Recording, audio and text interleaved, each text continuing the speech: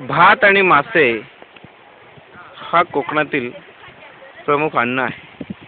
परंतु हे मासे पकडण्याच्या ज्या विविध पद्धती आहेत त्यामध्ये जाळे टाकून पकडणे, त्यानंतर पाण्यामध्ये भुसा टाकून पकडणे, त्याचबरोबर एक पारंपरिक अजून एक पद्धती आहे ती म्हणजे क्यू ज्या ठिकाणी साधारणतः पाणी असं बंदिस्त जागेतून वाहत असतं त्या ठिकाणी पुढे एक साधन बनवलं जातं, त्याला म्हणतात क्यू.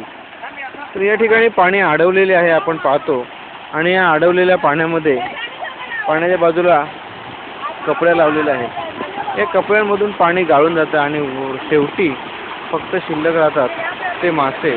या ठिकाणी आपण पाहूया की पाणी निघून जातं आणि या शेवटी मासे राहतात. हे मासे पुन्हा वर जाऊ शकत नाही आणि शेवटी ज्या ठिकाणी मासे येतात त्या ठिकाणी ते पकडले जातात आणि ते मासे ठेवण्यासाठी जे साधन आहे त्या साधनामध्ये ते मासे जमा केले जातात. आधुनिक साधनांचा देखील या ठिकाणी वापर केला जातो आणि हे मासे अगदी चविष्ट असतात आणि अगदी फ्रेश असतात. तर ही एक पद्धत आपण पाहिली.